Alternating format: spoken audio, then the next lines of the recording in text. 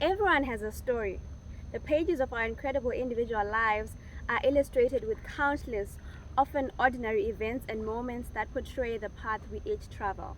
Stories possess a spark, a power to comfort, to connect, to destroy, to transform, and even to heal.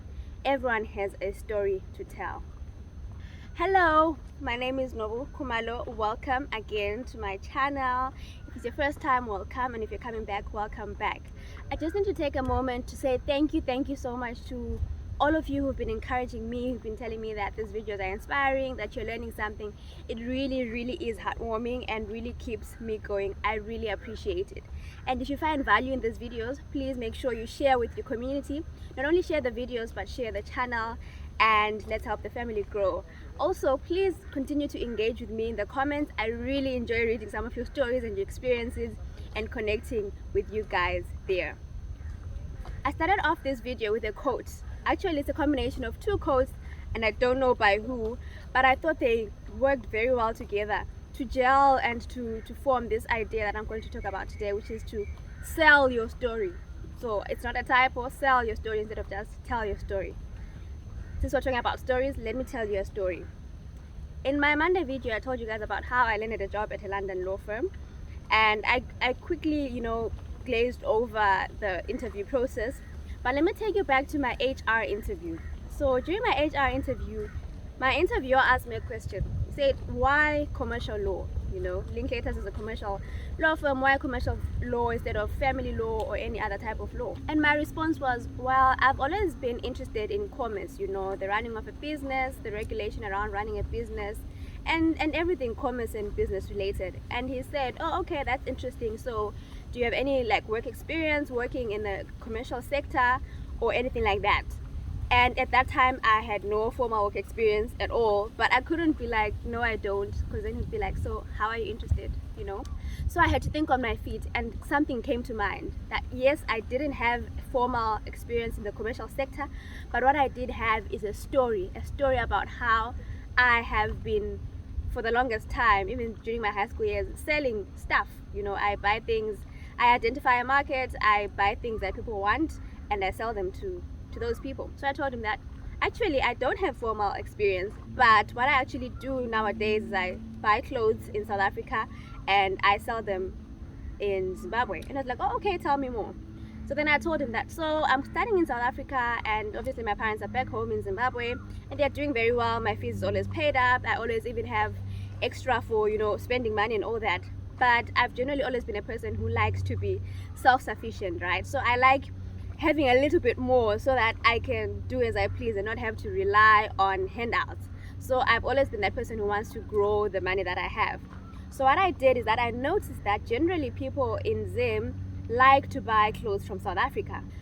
But what I noticed is that most of the people who sell clothes in Zimbabwe buy them from retail shops in South Africa and then sell them. So the markup and the prices are generally very high because obviously they are not buying at any discount in those retail shops. So they have to, make back the money that they spend.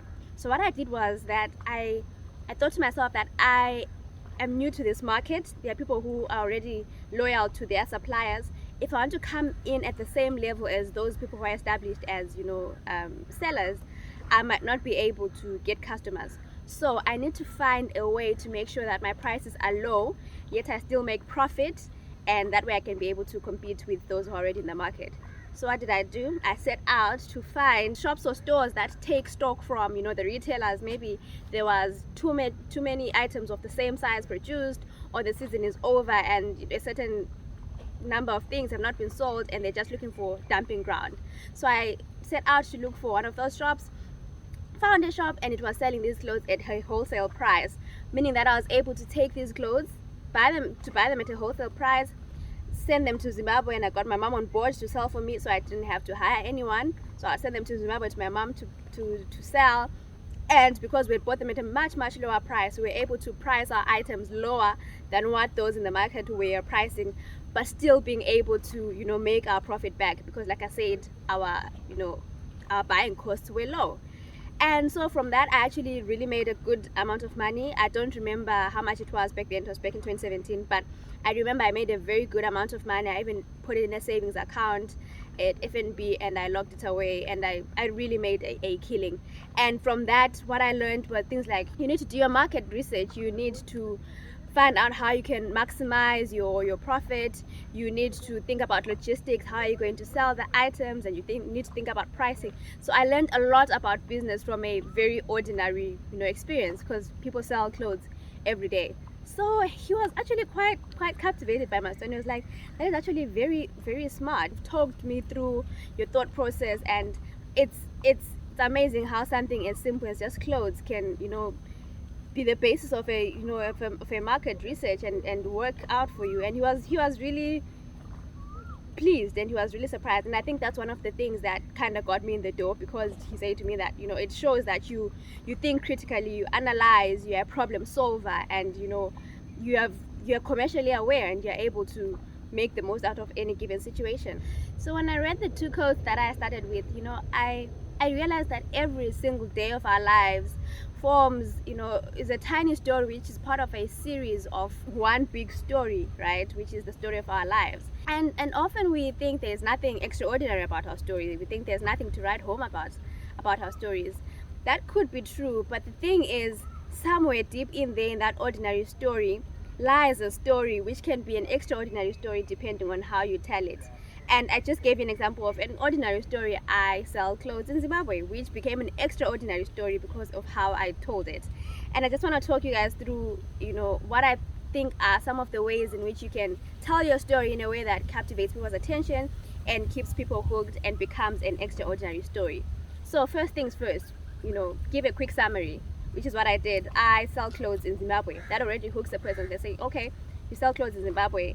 They know where the story is going, and now they're just interested in the process. Then the second thing to do is to provide context, right? I could have really ended there. So I buy clothes from South Africa and I sell them in Zimbabwe, but that wouldn't have enough context. But what I did is that I spoke about how I am a student, my parents are back home, the economy in Zim is a bit difficult, I need to have money for the other things that I want to do for myself.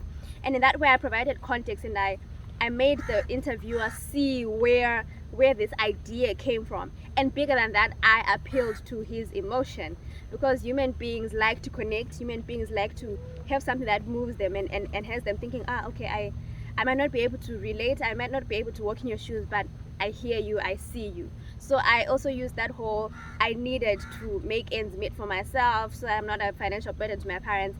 And that is one way in which you get someone hooked, by appealing to their emotions. And then third, explain your thought process in solving the problem. So remember I said that I thought about how I want to sell clothes, but the market is saturated already. Also, I need to make maximum profit, but having invested the least amount of capital. So I talked about how I set out to find a model that would allow me to spend as little but be able to make as much as I can, and yet competing at lower prices so that I get and attract more people. So again, that was me helping the interviewer see where my mind was at as I was structuring and strategizing on how I was going to solve this problem. Because if you don't take the person through your thought process, then it's just a hollow process. You're just telling them your experience, your story, but you're not actually helping them see life through your eyes. And then fourth, share the outcomes, share the results. What is a story? What is an experience, if not what we learn from it at the end of the day? If I had ended my story without sharing outcomes, he would have never known, and he would have guessed, okay, you say you sell clothes in Zimbabwe, but are you actually making a profit? Do you have customers? Are you running at a loss? But to hook the interviewer, and for him to know that this is actually working, I had to actually share outcomes and results. And like I said, I don't remember what it was then, but at the time I even had the figures to back it up, that I have made so much and I've sold to so many people. And by sharing the outcomes and results, we show that the things that we're doing in life have an impact. We show that we are not just floating around trying this and that, but that the things that we're actually doing make a difference. And then lastly, share what you've learned through the process. How has the experience changed you? Because if you go through an experience but you come out the exact same way you were when you started, then you haven't grown, and then you haven't learned. And so what was the purpose? What was the whole goal? Why go through an experience anyway if you're not going to learn, and if you're not going to grow from it? So from my story again, because I was in an interview, I needed to show how the experience has made me a better person and has made me a better candidate to suit the role that I was interviewing for. And remember, this was in a commercial context, so I had to give lessons apart from, oh, I learned to be independent. Okay, fine, but like, how are those lessons, what are those lessons that you've learned that are applicable to my business? So for example, I told him that I learned about market research, I learned about logistics, I learned about pricing, and yeah, a couple of other things. It's also helping the person see that you are a person who grows from experiences. You don't just go through the motions being unchanged, because life and everything that we go through is supposed to change us, hopefully for the better, but sometimes it can change us for the worse when we're not there. But be in a habit of showing how even the smallest experiences, even the most mundane of tasks, have changed you and made you a better person, and what you've learned from them that sets you apart and makes you valuable. So yeah, that is basically what I wanted to talk about today, to say sell your story, share your story. And there's this tweet that I wrote a couple of months back, and I'm just quickly going to read it. I don't think it needs any explanation. So your story is important, but how you tell it is even more important. You are your most valuable asset. You are a brand. So package, manage, market, and sell your brand deliberately. I don't think I need to explain it any further. Let me wrap it all up nicely with a sweet short summary which my sister-in-law gave of Matthew Dick's book Storyworthy. It says the grandeur that exists in stories told exists in our lives too, but because no one is telling our story, not even us, it goes by unnoticed. By not sharing ourselves, we write ourselves out of history. And I'm not going to subtract from that, I'm not going to add to that. The last thing I'm just going to say is that tell your story, yes, but also sell your story. You are a brand.